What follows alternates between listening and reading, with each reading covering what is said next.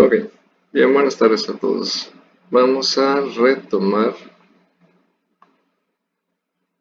desde donde nos habíamos quedado. Habíamos visto el contexto, las teorías antiguas, cómo se relacionan los virus con las epidemias y a su vez con situaciones y contextos sociales como es la guerra, como son los problemas alimenticios, entre otras situaciones que generalmente coinciden con la aparición de este tipo de padecimientos. Algo de historia, bacterias y virus principalmente han sido los protagonistas de todas estas situaciones y cómo ya se fue poco a poco tratando de asentar el concepto de virus. Dado su pequeño tamaño, pues no era tan fácil de identificar. La concepción actual indica que es un parásito intracelular obligado y que va a tener una serie de componentes fijos, los cuales van a ir variando dependiendo del tipo de virus que se trate. En cuanto a su origen, pues hay diferentes concepciones que se tienen y las tres tienen en común el ver a los virus como entes tan antiguos como las primeras células que existieron. Independientemente de cuál sea al final de cuentas el que tenga la razón, la importancia histórica y evolutiva que presentan es innegable.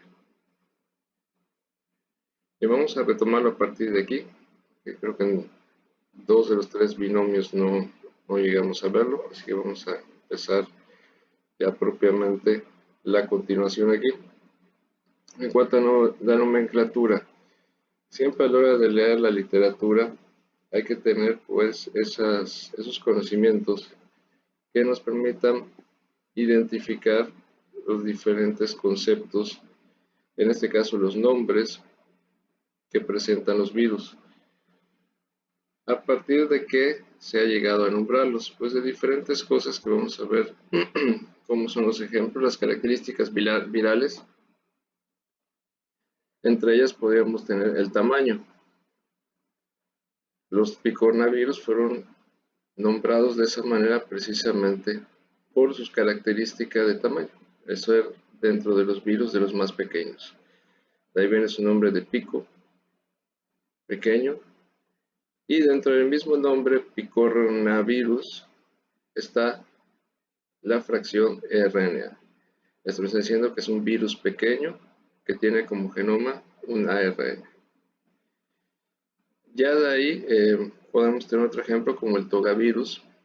Aquí lo que lo va a destacar va a ser precisamente la presencia de una cubierta membranosa muy evidente en las fotografías electrónicas y de ahí pues simplemente ya ven la creatividad que hay, pues se le asoció como si fuera una toga porque lo tenía totalmente cubierto o túnica y de ahí pusieron el nombre. Ya de ahí también hay otra forma de nombrarlos a partir de las enfermedades que llegan a producir, como puede ser ejemplo los reovirus. En este caso, las primeras dos letras representan precisamente los tejidos o el tipo de aparato sistema que atacan. En este caso, respiratorio, la R de respiratorio y la E de entérico. Entonces de ahí pues le dieron buena parte de lo que sería su nombre. Y ya de ahí pues ya en tiempos más recientes, creo que ya se les agotaron un poco las ideas, han empezado a utilizar los sitios en los cuales se les identificó por primera vez. Entonces ya tenemos el virus del oeste del Nilo o West Nile virus, que sería más fácil que lo encuentren. Aquí pues simplemente por la región específica donde este virus apareció primariamente. Finalmente, aunque estos no son tan recientes, la nomenclatura, a través de la forma de transmisión o el vector que se utilizan, pues el clásico arbovirus, dentro del cual se encuentra el dengue, por ejemplo, pues viene de arthropod born, nacidos de un artrópodo. Esto nos señala la participación, en este caso, de un mosquito que es uno de los artrópodos, y bueno, se le nombró así. Entonces, siempre es bueno tener esta idea para que sea mucho más fácil dado que aportan información, desde el mismo nombre ya aportan información de lo que es la estructura del virus, en este caso el tamaño, en este caso el que es un virus con envoltura, en este caso tendremos el sitio de acción donde se presenta la enfermedad principalmente, el tipo de vector o el tipo de vector que requiere para su transmisión. Otra forma en la que se les ha tratado de clasificar y dividir es a través ya de las características del virión, las características tanto físicas como bioquímicas, el mecanismo de replicación, la morfología que presentan al microscopio electrónico gracias a esta herramienta, el hecho de que sean virus envueltos, virus desnudos, el tipo de genoma que presentan, que hay determinadas variaciones que nos vamos a encontrar y cómo estas inciden en la forma en que replican. El proceso de replicación es bastante complejo, se necesita conocer los diferentes pasos y etapas en las que el virus se replica para poder entenderlo bien. Entonces, como aquí en la imagen podemos ver los virus desnudos, desde los más pequeños, aquí también están ordenados en cuanto a tamaño, la presencia de qué tipo de ácido nucleico presentan, de ADN de cadena sencilla, ADN de cadena doble o de ARN. Y ya los virus envueltos o con membrana o con cubierta lipídica, de esa manera lo van a encontrar, pues vamos a tener desde los que tienen cadenas simples de ARN en uno de los dos sentidos, sea en sentido positivo o en sentido negativo. La diferencia va a ser, es como si fueran imágenes al espejo, es como si tuviera una espiral que gira hacia la izquierda y una espiral que gira hacia la derecha. Y entonces lo único que va a pasar va a ser que los de ARN de sentido positivo van a poder pasar a través de los ribosomas directamente, mientras que los ARN de cadena negativa van a tener otro tipo de procesamiento para poder llegar a esta finalidad. En el caso de los virus de ADN de doble cadena, pues es un poco más sencillo debido a que hay una mayor compatibilidad. Simplemente el truco está en cómo accedan a estos al núcleo, porque en este caso tendrían que ingresar al núcleo para poder después convertirse en ARNs y poder iniciar el procesamiento con los ribosomas para producir pues todas las estructuras propias del virus. Bien, siguiendo con esta clasificación y nomenclatura, ya dentro de ciertos virus, especialmente en aquellos que tengan una serie de variantes o cepas que en un tiempo relativamente corto se van presentando, como es el caso de la influenza o nuestro muy apreciado coronavirus actual, pues entonces para darle ese seguimiento ya se ha necesitado hacer un poco más compleja esta nomenclatura. Ya vamos a tener no solamente el tipo, sino los subtipos, dependiendo de esos componentes que son los que más pueden cambiar dentro de la estructura, en este caso hemaglutinina y neuroaminidasa, y también se va a incorporar dentro de la nomenclatura para referirnos específicamente a esa cepa el lugar de aislamiento. En el caso de un virus pandémico pues puede ser prácticamente todo el mundo. ¿Qué número de aislamiento es? Si es la primera vez que se aísla o la segunda, porque puede ser que dentro de un mismo lugar podamos ver cambios más o menos rápidos. El año y el subtipo. Entonces de esa manera se logra identificar con mucha mayor precisión de cuál de las diferentes cepas estamos hablando. Es por eso que después dicen en el noticiero la cepa brasileña, la cepa de Sudáfrica, la cepa de Inglaterra, y así nos podemos encontrar muchos ejemplos, solo que ahora pues está mucho más de moda, mientras que generalmente antes no se le daba esa importancia, solo te decía, bueno, hay una pandemia de influenza y el subtipo H1N1, o también puede ser el H3N2, H5N1, Hay muchas variantes diferentes que puede presentar, por ejemplo, el virus de influenza. Simplemente es ir llevando el registro, ver cómo se va modificando a lo largo del tiempo y estar simplemente atentos. Bien, entonces ya para conocerlos y asociarlos con algunas enfermedades que posiblemente conozcamos, pues vamos a encontrarnos como las diferentes familias, tanto de los virus de ADN como de ARN, tienen una implicación en salud.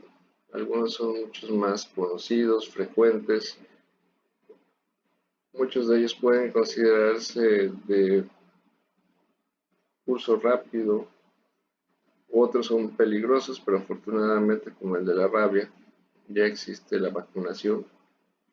Entonces, pues bueno, ahí podemos ver diferentes ejemplos. Hay 7 familias importantes en el caso de los virus que son de ácido desoxirribonucleico y casi el doble, 13, de los de ácido ribonucleico. Del primer grupo, pues vamos a tener estas familias que van a ser las que predominen. Ejemplo del pox virus, pues va a ser el más importante, sería el de la viruela, que si bien en estos momentos está considerada controlada, prácticamente extinta, pues es un riesgo latente. El herpes virus, pues bueno, los herpes simples, la varicela zoster, serían los más conocidos. El adenovirus, pues bueno, el más principal sigue siendo el adenovirus. Los hepatnavirus son los virus de la hepatitis B, específicamente, que vamos a ver en el grupo de los virus de ARN, que también hay otros, que esa es una de las características que puede al principio parecer más confuso. Los diferentes tipos de hepatitis se producen por diferentes tipos de virus. Lo único que tienen en común los virus de la hepatitis es precisamente afectar el mismo tejido, el hígado. En este caso, su familia, como podrán ver, tampoco se rompieron mucho la cabeza para nombrarla. Hep de hígado, ADN, que es un virus de ADN, HEPA, hígado, DNA, perdón, y virus. Y con eso ya armaron el nombre de la familia. Papilomavirus, el virus del mismo nombre, poliovirus, estos ejemplos, y finalmente el parvovirus, pues son también del mismo nombre. Entonces hay algunas más conocidas que otras. En el caso de las familias de ARN vamos a tener casos tan comunes como puede ser el virus de la gripe en sus 3 tipos, el que antes no era tan conocido, pero ahora ya poco a poco nos vamos a tener que hacer expertos, el coronavirus, productor del síndrome respiratorio agudo grave.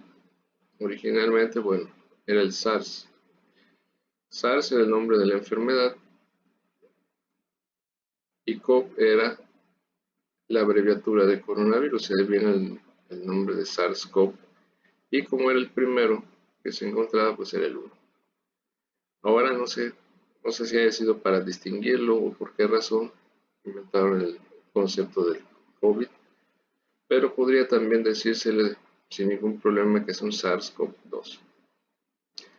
Bien, entonces otros ejemplos, el rhabdovirus, el virus de la rabia, el filovirus, el virus del ébola, que es otro de los riesgos latentes, que ese sí podría ser un verdadero desastre si llegara a expandir.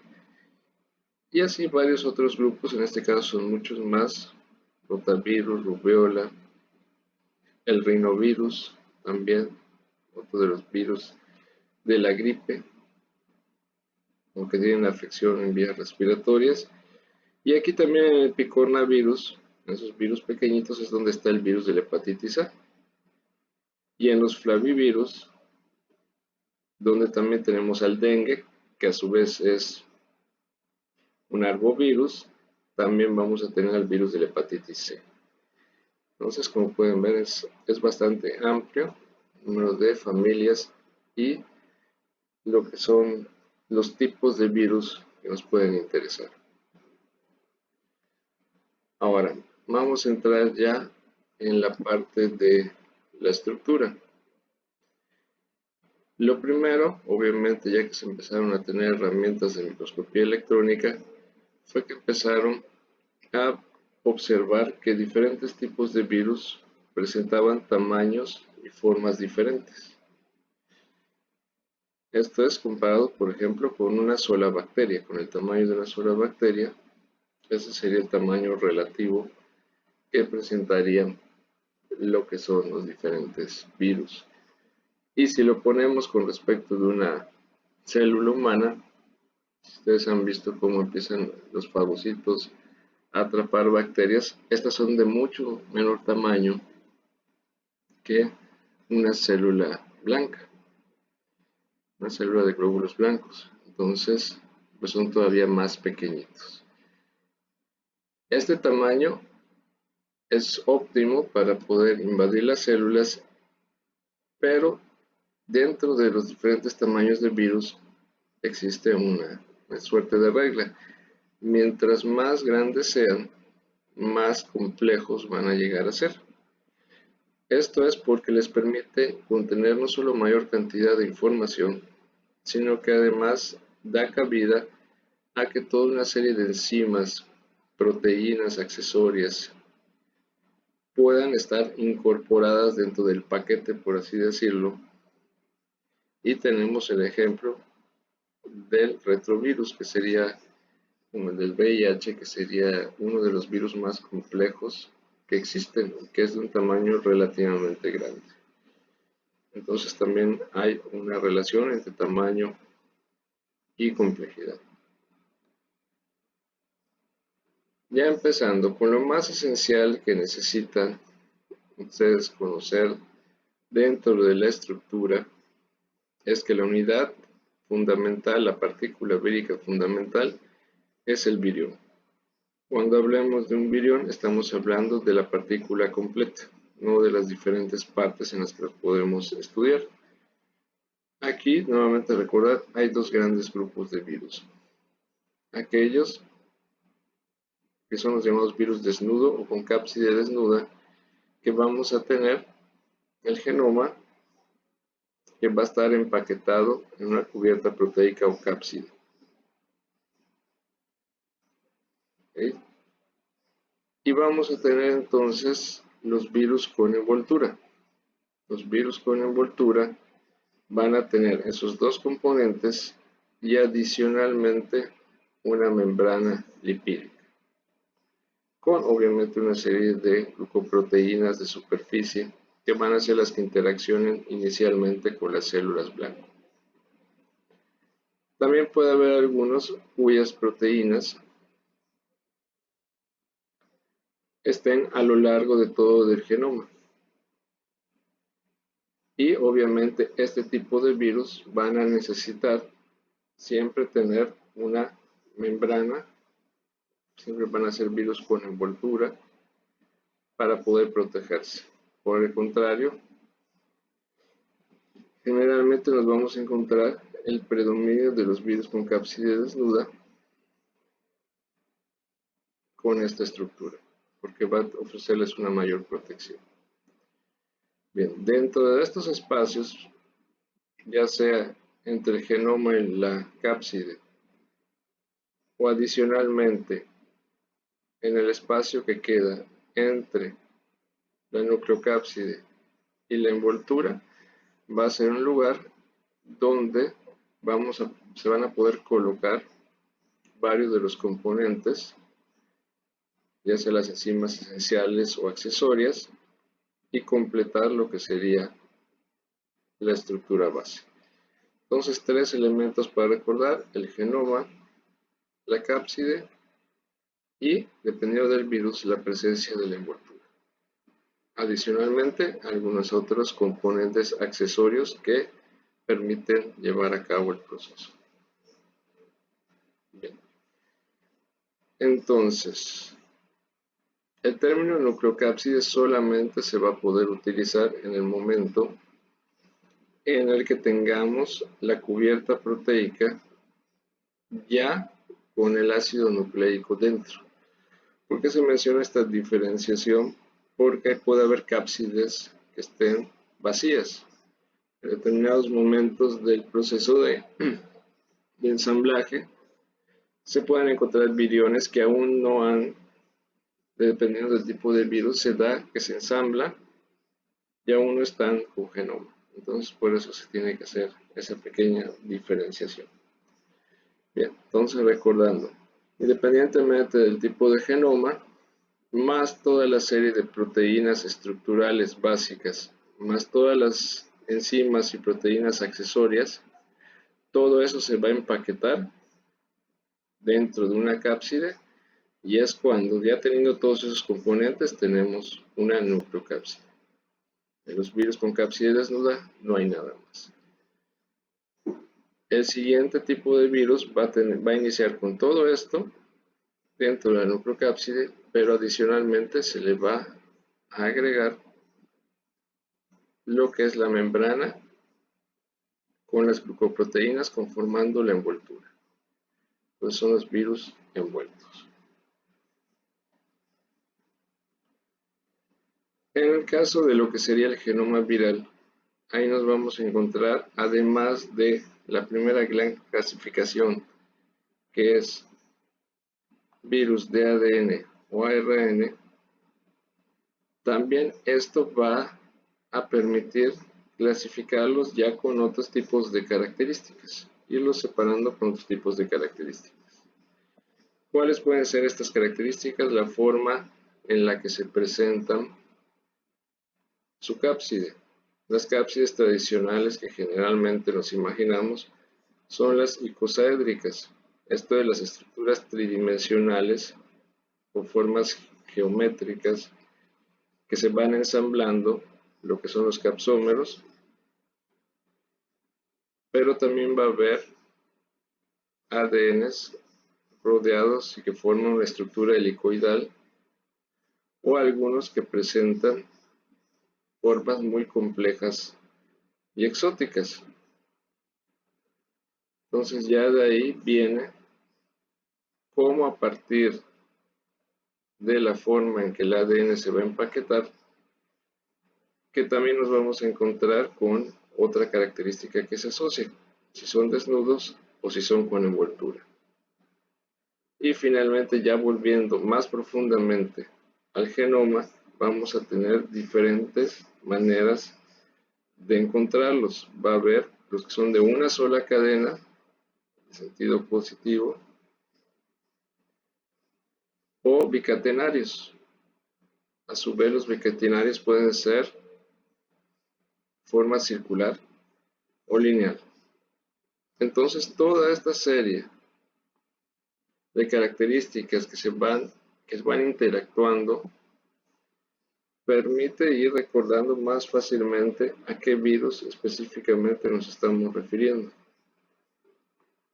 Es por eso que toda esta diversidad es importante ir conociendo sus elementos. En el caso de los virus de ARN hay una mayor dificultad que nos vamos a presentar, que pueden tener sentido positivo, sentido negativo. Puede haber virus de ARN de doble cadena y este se puede presentar entero o segmentado, y esto va a tener una repercusión en lo que sería el proceso de replicación. Bien, aquí vamos a ver dos formas base en las que se puede presentar interactuando con su cápside, la forma icosaédrica o la forma helicoidal. Nuevamente los puede ver desnudos, con envoltura, y ya de ahí, dependiendo de la presentación del genoma, vamos a tener una gran variedad de familias y algunos ejemplos de lo que son los virus. Aquí, tomando a nuestro amigo favorito desde hace 14 meses, entonces lo podemos ubicar de la siguiente manera. Es un virus de ARN, una cápside helicoidal, es un virus envuelto, como la famosa spike nos ha indicado, tiene una membrana, una envoltura. También es un virus de una sola cadena de ARN, es entero, lineal, de sentido positivo. Entonces ya con eso, conociendo cómo se da generalmente en esta subclasificación de virus el proceso de replicación, ya es más fácil poder entender el proceso infeccioso. Retomando lo que es la cápside. Esta va a ser la capa externa, se va a encargar del transporte, protección y empaquetado. También va a participar en el proceso de ensamblaje y de salida del virus. Algo muy importante en el caso de lo que son los virus de cápside desnuda, como es el adenovirus, va a hacer que la interacción entre las células diana, las células blanco del hospedero, y el virus se va a dar por medio de las proteínas de adherencia vírica. Aquí no hay las spikes o las glucoproteínas, sino en este caso va a haber estas pequeñas antenas que van a ser precisamente esas patas. A través de esas lo que se va a ser una interacción con lo que serían los receptores de la célula, y esto va a facilitar el proceso de entrada, que es, digamos, la primera de las primeras fases: adhesión, entrada.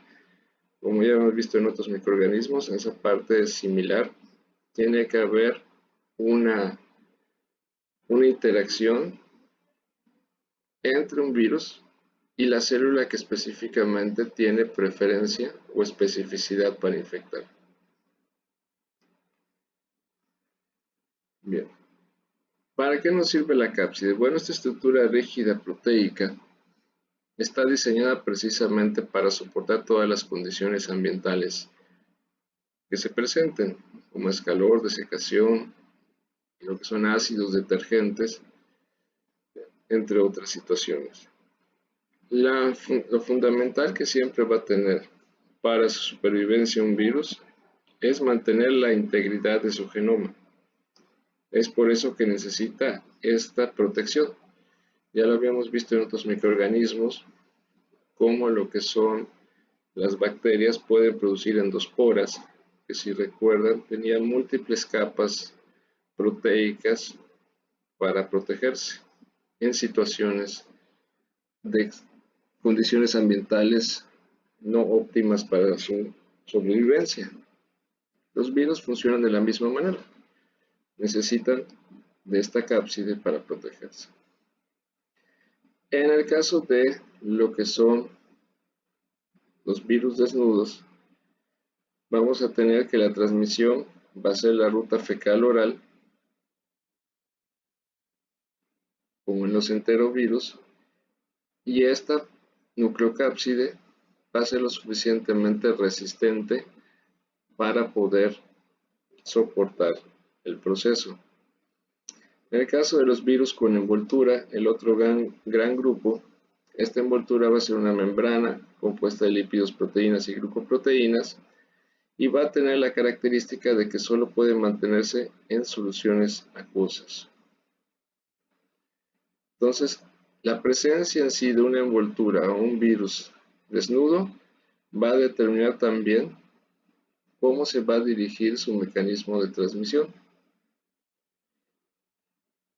Pueden alterarse fácilmente ante exceso de calor y humedad, o lo que serían las condiciones ácidas del tracto gastrointestinal.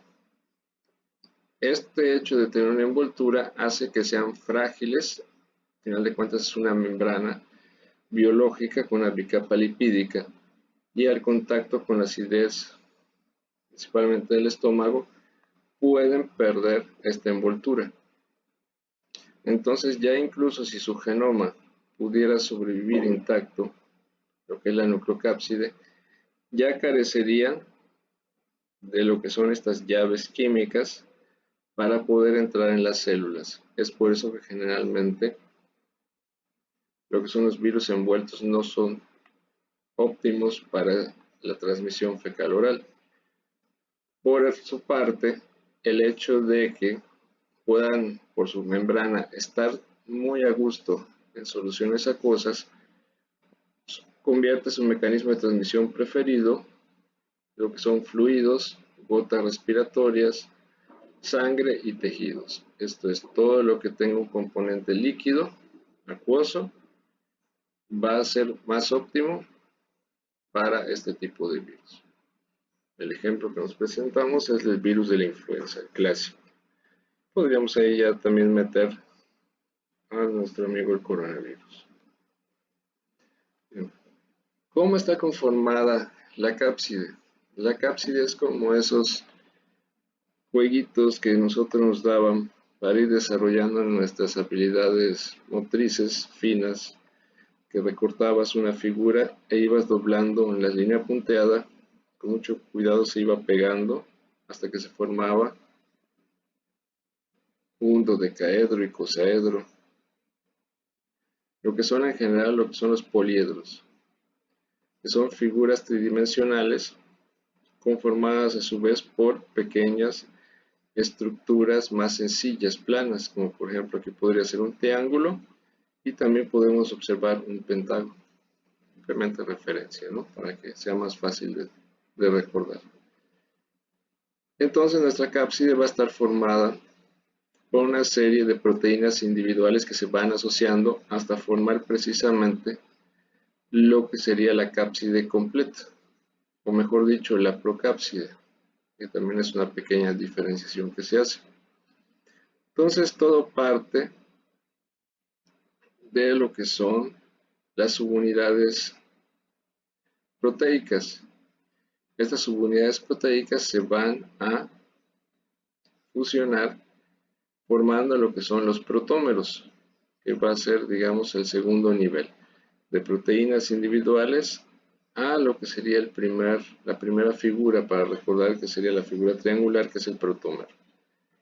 Dependiendo del virus puede variar un poco esta conformación, pero usando este ejemplo para entenderlo, ¿no? Entonces tenemos 5 protómeros que van a formar ya el siguiente nivel.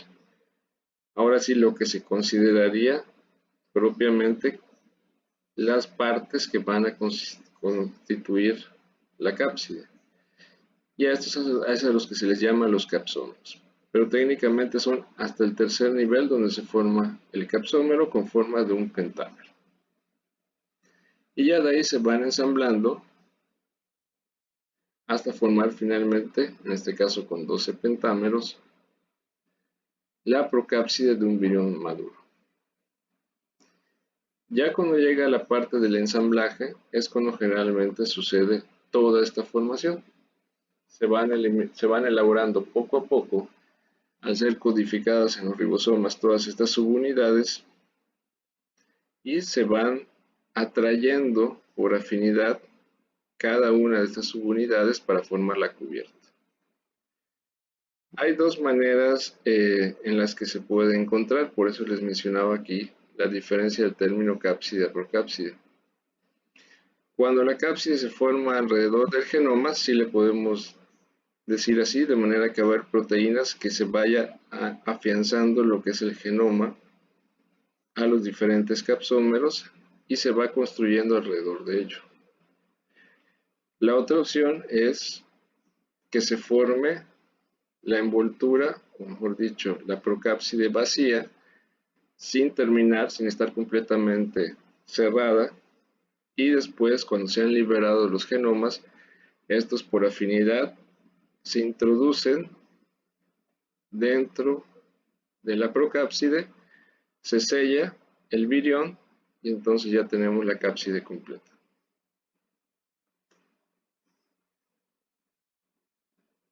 Pasando a las formas estructurales que pueden tener estas mismas, vamos a tener las formas helicoidales, aquí como podemos ver en este caso, que alrededor de lo que sería el genoma se van pegando poco a poco. Esto lo podríamos recordar como si fuera un resorte, esos que se utilizaban en en las escuelas primarias, secundarias, en forma de hélice, o para el que le gustaba la electrónica, pues esos tubos con lo que es, ¿será magnesio? No, no magnesio. Bueno, para poder soldar, los tubitos de soldadura venían así en unas espirales. Bueno, más o menos esa sería la estructura helicoidal, para tener una idea macroscópica. Ya en el caso de la forma icrosaédrica, pues sería la de aquí arriba, y de hecho en lo que serían algunas fotografías electrónicas, se puede llegar a apreciar cómo en la naturaleza se van formando esos diferentes componentes. Componentes de tipo geométrico, muy espectacular el ver cómo en la naturaleza se forma este tipo de estructuras. Y bueno, esas son las dos principales. No son las únicas, también puede existir cápsides de tipo asimétrico, o lo que son nuestros clásicos fagos, que son los que tienen esa estructura compleja y que generalmente los asociamos con lo que son los virus bacterianos.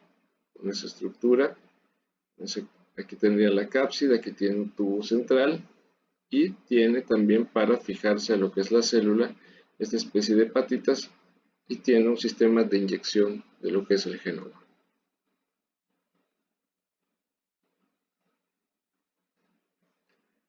Bien, entonces, ejemplos de virus helicoidales de ARN de cadena negativa sería el virus que afecta a las plantas del mosaico del tabaco.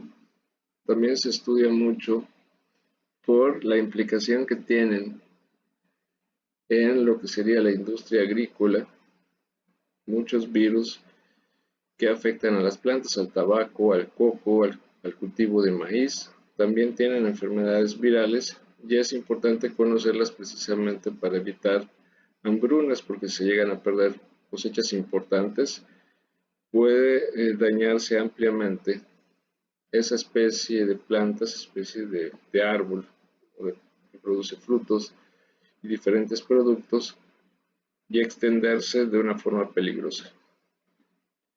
En el caso de los virus icosaédricos, pues vamos a tener los picornavirus, los parvovirus, que son dentro de los más pequeños y que va a tener lo que ya habíamos mencionado, la conformación de 12 capsómeros, que van a ser los pentámeros, y entonces vamos a tener cómo se van yendo hacia las formas más sencillas, lo que son los protómeros y finalmente las subunidades. Entonces todo esto se va juntando por afinidad, todos los fragmentos hasta formar por completo lo que sería la cápsula. Bien, ya pasando a lo que sería la envoltura cubierta, es esta membrana, estructura membranosa, que va a tener prácticamente la misma composición. Lo que son lípidos, proteínas, glucoproteínas, estas últimas muy importantes, porque son las que por sus características químicas y estructurales pueden establecer contacto con las células diana. En el caso de este van a predominar las formas redondeadas, esféricas o cuasi esféricas, pero también nos vamos a encontrar formas muy particulares como puede ser el virus, el poxvirus, en forma de este ladrillo o jabón, según como ustedes lo quieran interpretar. Ladrillo porque en algunos ladrillos de, ¿cómo se dice?, que se utilizan en las casas, los clásicos rojos, pues hay una pequeña canal interno precisamente para que ahí pueda quedar un poco de lo que sería el material y afianzar bien entre ladrillos, pero bueno, lo veo más aspecto de jabón. Y ya mucho más común el raptovirus o virus de la rabia, que presenta este achatamiento. Es un virus que podríamos considerar que tiene forma de bala. Entonces van a ser predominantemente esféricos o redondos o pleomórficos, que nos indica que pueden tener formas diferentes muy particulares. Bien, aquí entrando Cuando yo hice esto todavía no existía la crisis. Estas diapositivas, es muy interesante ver cómo las glucoproteínas virales van a ser estas famosas espículas o púas, y que algunas de ellas van a tener la función parecido a las PAP, que van a ayudar a unir al virus precisamente para que pueda ingresar a la célula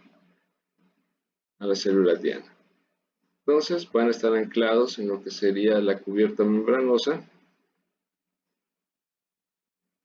y van a destacar y van a tener, como si fuera una especie de llave maestra, la combinación ideal para encontrar el receptor en la célula blanco y poder ingresar a esta. Entonces, todas estas glucoproteínas virales son fundamentales, es por eso que hoy día dentro de los trabajos de desarrollo de vacunas son el blanco, digamos, preferido y más importante dentro de los diferentes métodos biotecnológicos. A su vez, también es importante decirlo, por el hecho de estar tan expuestas, esas glucoproteínas virales también van a ser antígenos importantes que permiten llegar a ser reconocidos los virus por las células del sistema inmunitario. Entonces, este es un doble juego. Por una parte son muy importantes para su reconocimiento y el desarrollo de infección, pero también lo son para ser reconocidas como antígenos.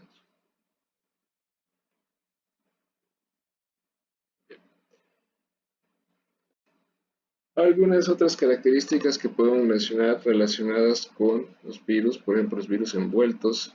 Ya habíamos visto de algo de los virus desnudos, la vía de transmisión. Bueno, todos los virus de ARN de cadena negativa son de este tipo, presentan envoltura y tienen nucleocápsides helicoidales. Se empiezan a asociar determinadas características que cierto tipo de genoma va a determinar la forma de la cápside y a su vez va a determinar que sea un virus envuelto. Otros ejemplos que podemos mencionar, el virus de la gripe. Este va a tener un genoma de ARN segmentado y sus clásicas proteínas de matriz que ya habíamos mencionado, la neuraminidasa, la hemaglutinina, que son las que determinan los tipos de virus, los subtipos, y también son muy útiles para lo que sería el diagnóstico a partir de pruebas de hemaglutinación. En el caso del herpes virus, este va a tener esta forma de bolsa a la envoltura, igual con una nucleocápside icosaédrica. Bien, fuera de eso también hay que mencionar lo que se llama el espacio intersticial.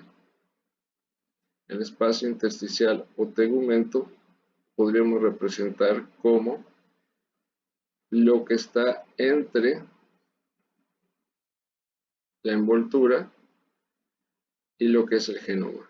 Entonces, ese espacio no es un espacio ocioso, sino va a ser el lugar, ese tegumento, donde van a estar todos los accesorios que necesita el virus, todas las proteínas, enzimas y demás que necesita para llevar a cabo la infección.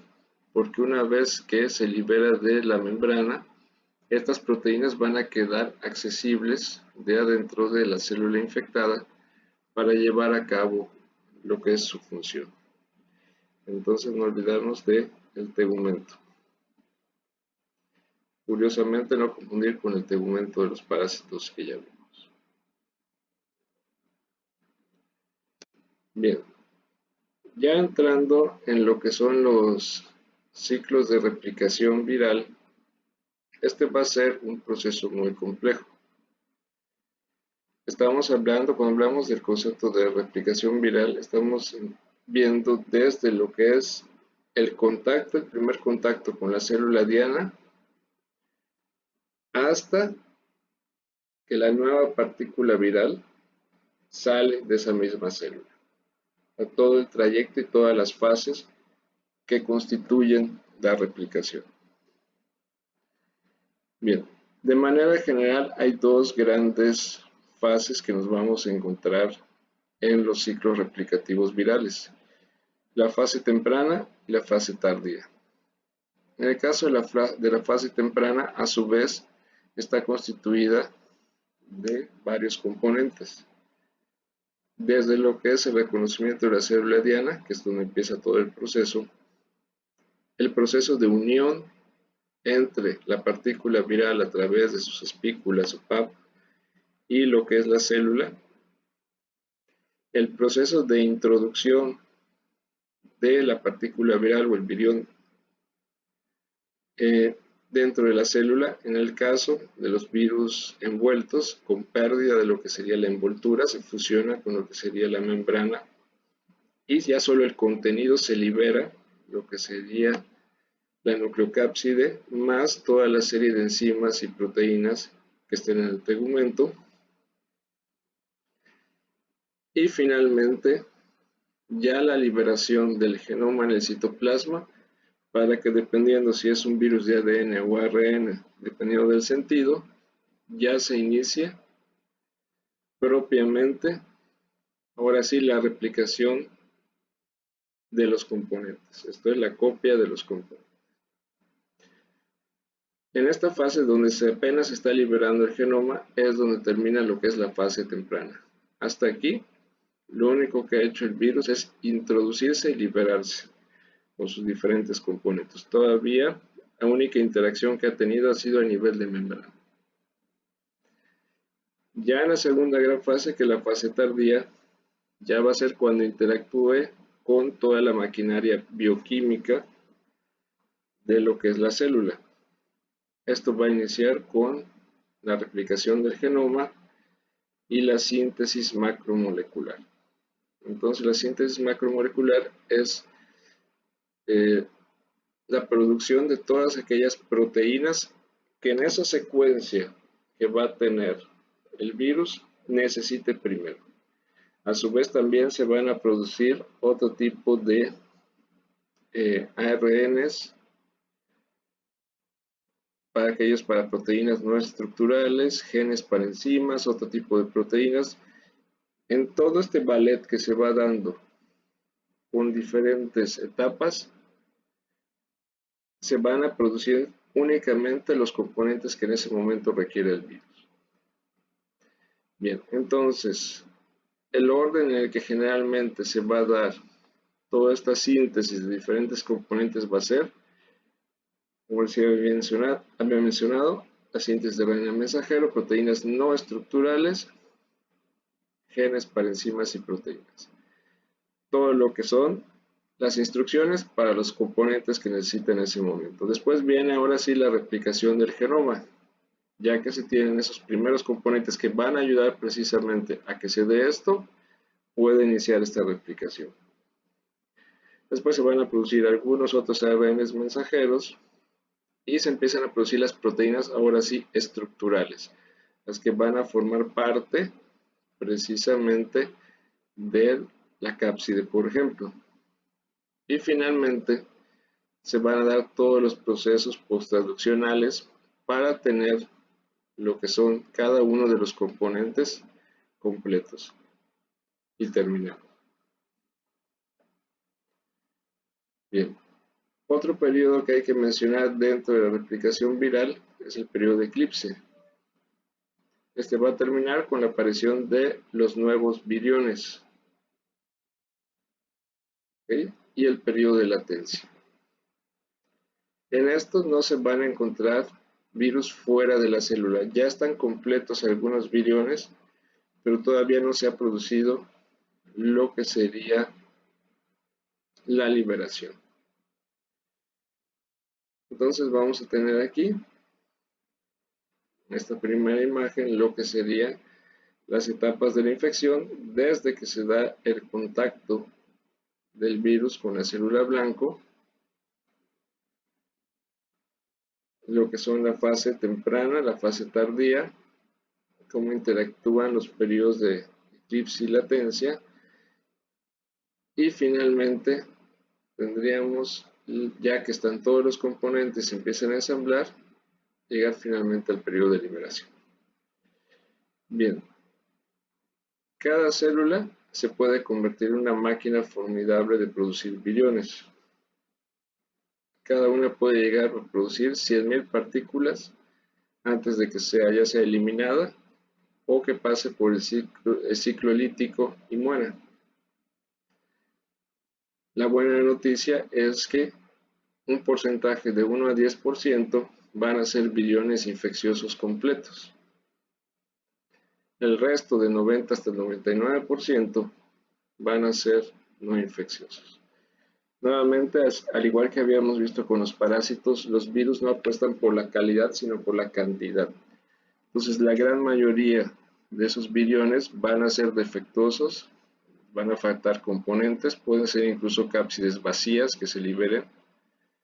No se haga bien el proceso porque como es un proceso caótico dentro de esta sopa, que es el contenido citoplásmico y nucleoplásmico de la célula, pues se dan muchos errores en su generación.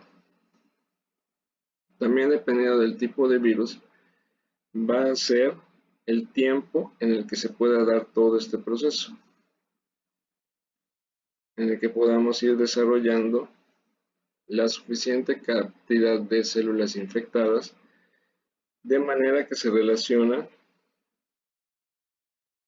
con el número de partículas también en la célula. Entonces va a haber un periodo en el que se va a producir la producción máxima y ya después empezará a decaer por la reacción que presenta el sistema inmunitario. Hay virus más rápidos, virus más lentos para alcanzar el número de partículas característico que pueda producir en cada célula.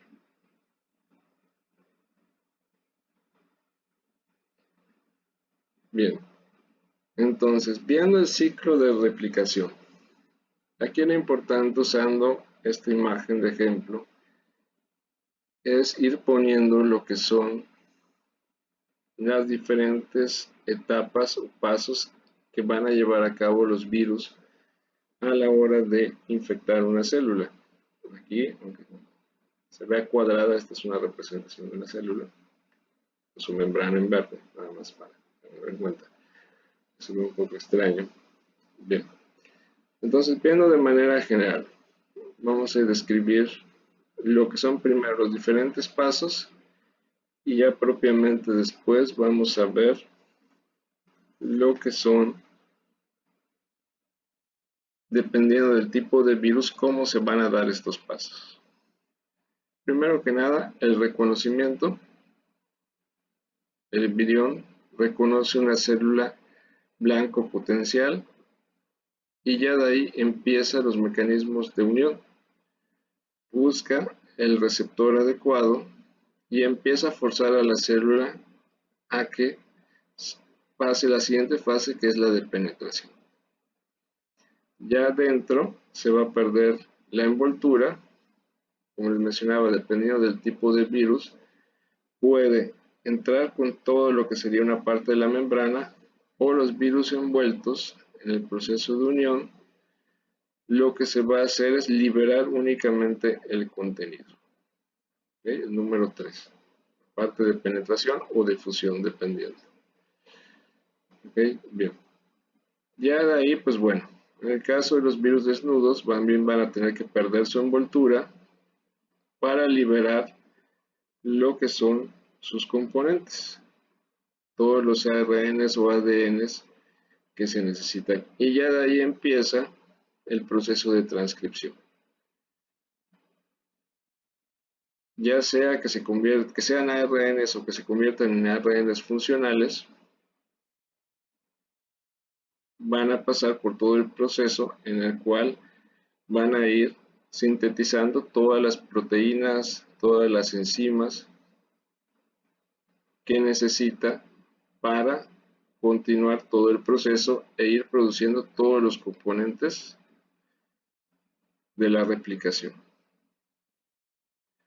Entonces ya ahí se van produciendo proteínas no estructurales, las estructurales, accesorias, las que conforman la cápside. También se van produciendo los nuevos genomas que va a necesitar el virus. Y ya de ahí finalmente empieza todo el proceso de ensamblaje. Como las proteínas que se van a asociar a los genomas van a ir formando ya sea las cápsides helicoidales o van a ir formando los capsómeros y demás estructuras de la cápside, y finalmente, ya sea que rodeen o que ingrese el genoma, ya vamos a tener la partícula viral. En el caso de los virus con envoltura, ya que se forma la nucleocápside, pues entonces viene el proceso de envoltura, ¿sí? Ya que se da el ensamblaje en los virus desnudos. En este caso, que es más sencillo el proceso de ensamblaje porque solamente rodea a lo que es el genoma, pues viene el proceso de envoltura.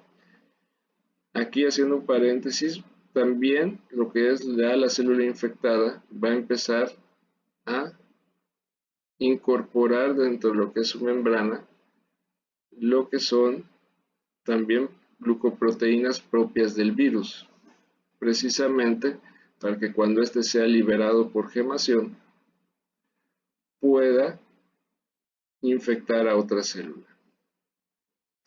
En caso de varios de los virus desnudos, ya que se tenga el ensamblaje de lo que es la cápside, generalmente se van a acumular una cantidad suficiente de partículas virales y después se produce la muerte por lisis de la célula, revienta la célula y se libera todos los viriones recién sintetizados y buscan la siguiente célula para infectar.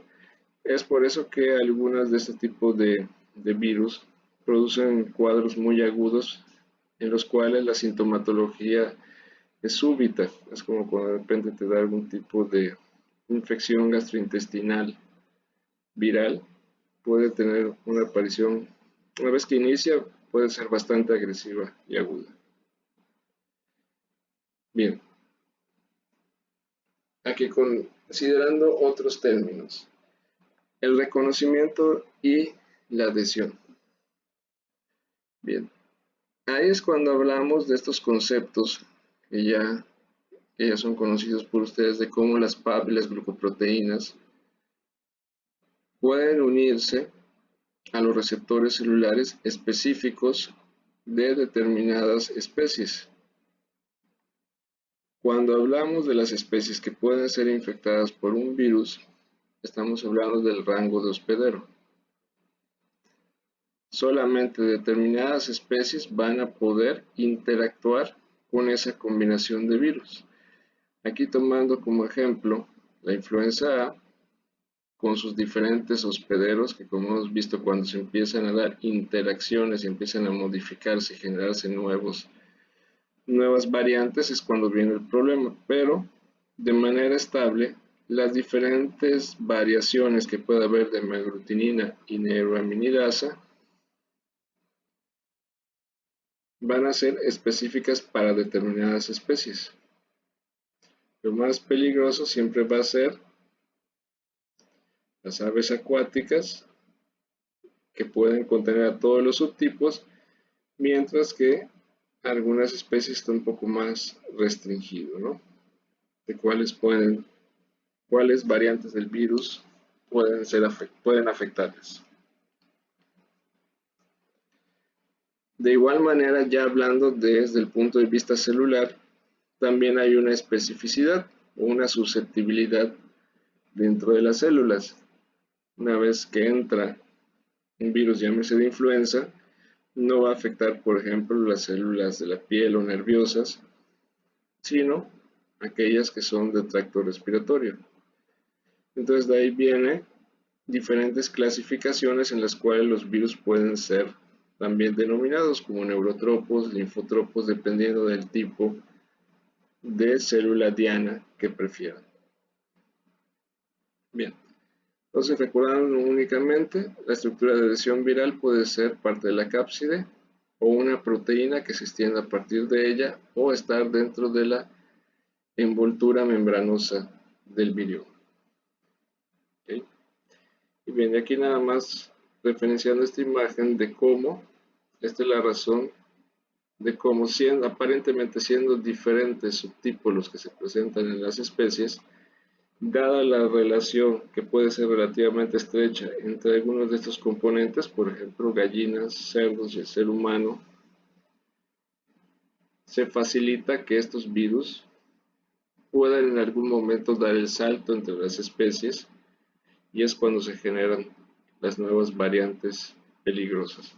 Como se había mencionado, había la última gran pandemia de H1N1 es porque interiormente contenía el genoma clásico humano, no, perdón, al revés, era. Interiormente tenía un contenido de otro origen y exteriormente tenía el contenido humano. Entonces, serie de mezclas hacen que se vuelva más difícil el reconocimiento o la eliminación de lo que es la partícula viral y se desarrollan un nuevo número incrementado de casos. Bien. ¿Cómo será la fase de penetración a la célula del hospedero?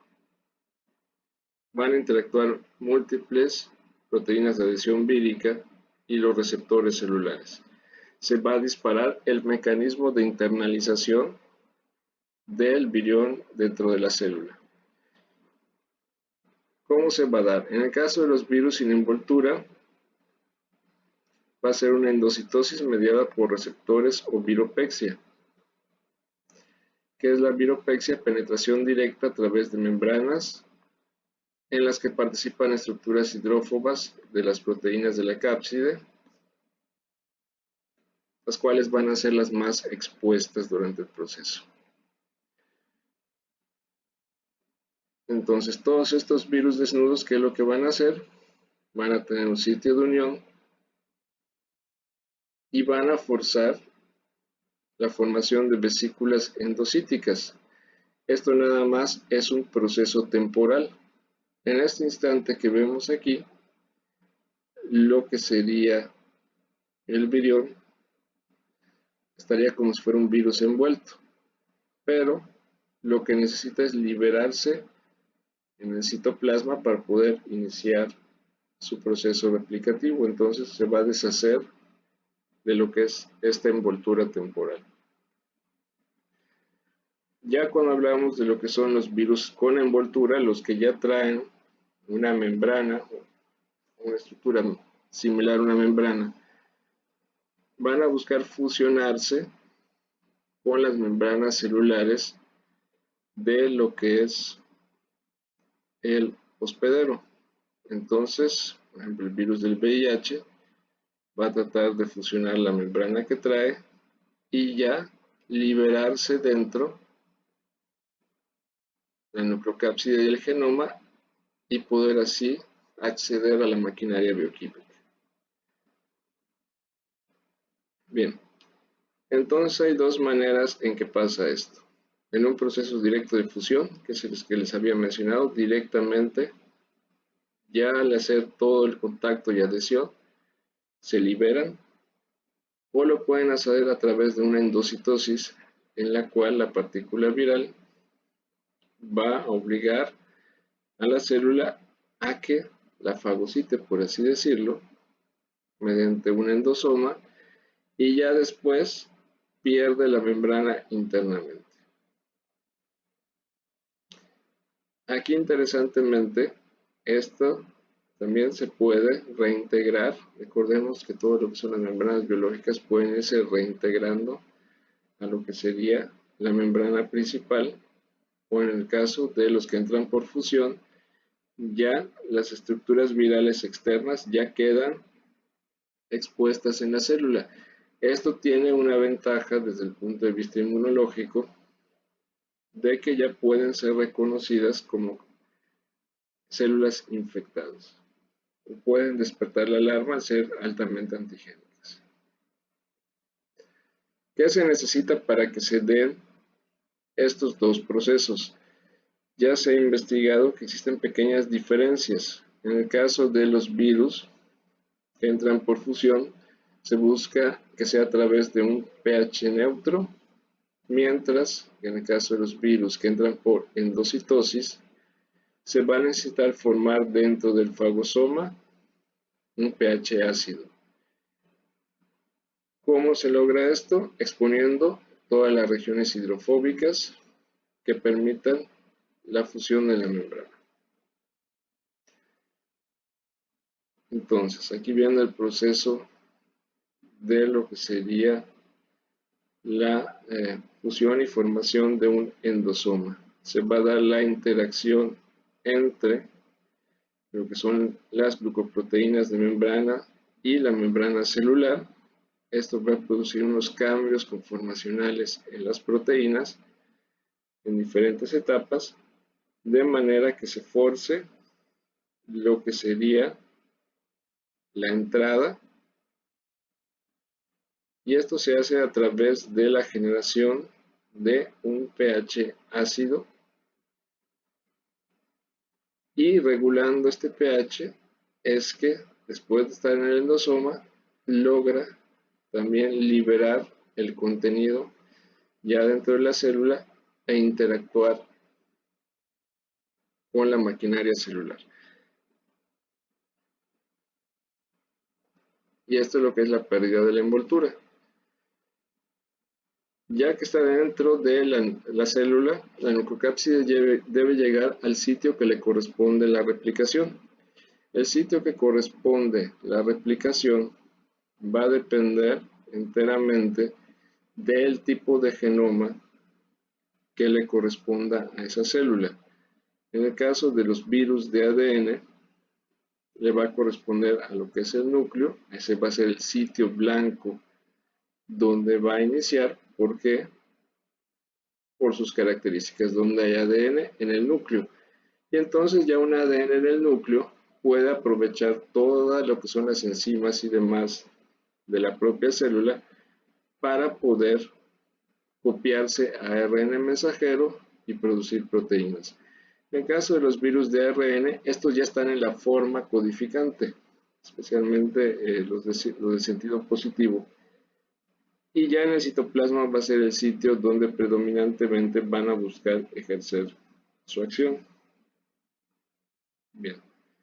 Y todos esos procesos, como ya vimos, necesitan previa adhesión al receptor, formar ciertos entornos ácidos o liberarse a través de proteasas. Entonces, en el ejemplo aquí que tenemos del adenovirus, en este caso va a ser un virus desnudo, la cápside se va a unir al receptor, va a forzar la formación de un fagosoma, va a lograr un pH ácido y se va a liberar.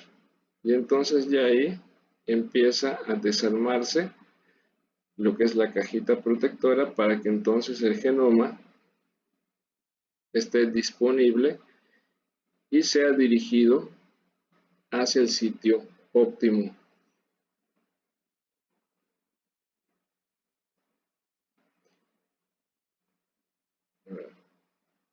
Nos faltan estas dos. Bueno, la síntesis macromolecular. El encargado fundamental de lo que sería esta síntesis va a ser el genoma. También va a dirigir la producción de proteínas virales.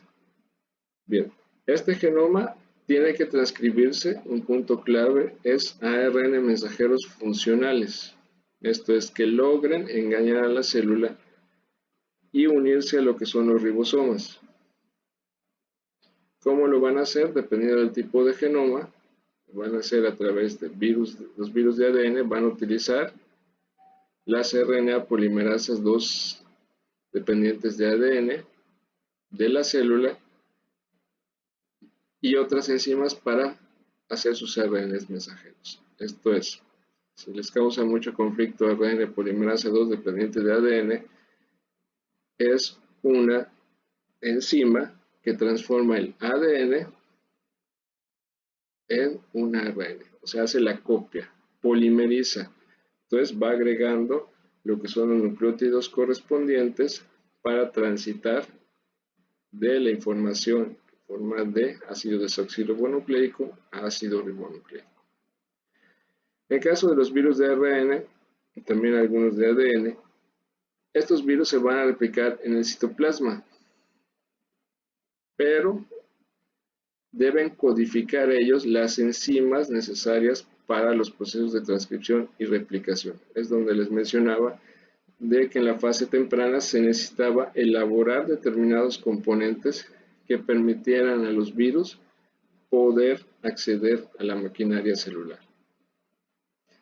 Entonces, de manera general, a los virus de ADN se les llama también ácidos nucleicos infecciosos, ya que el genoma, en este caso, no requiere de codificar nada extra por su naturaleza, sino que simplemente una vez que entran dentro del núcleo, ya pueden apoderarse de la maquinaria celular. Ya pueden engañar a la célula y producir todo lo que son los ARN mensajeros que posteriormente saldrán junto con los ARN propios de la célula al citoplasma y producir todos los componentes del virión.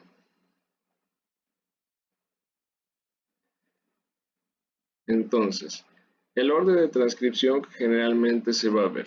Vamos a tener lo que son los productos genéticos tempranos, los que se van a producir primero, que van a ser las proteínas no estructurales, enzimas y proteínas y polimerasas que se unen al ADN. ¿Okay? Después viene la producción de las nuevas copias del genoma del virus. Hasta que no se tiene todo lo que necesita, no se puede copiar la parte más importante. Ya finalmente vienen los genes vitales tardíos que corresponden a las proteínas estructurales y de empacamiento. Entonces es muy interesante cómo en la naturaleza todo el proceso de replicación tiene un sentido. Lo que son, dependiendo del tipo de virus, de genoma que presente, van a ser los pasos, pero de manera general siempre se va hacia la misma ruta. El genoma produce ARNs mensajeros que a su vez van a convertirse en las proteínas diferentes, de las diferentes etapas que van a permitir formar el nuevo virión. ¿Okay? Entonces siempre en la misma secuencia. Bien. Esto ya lo vamos a dejar para el siguiente clase.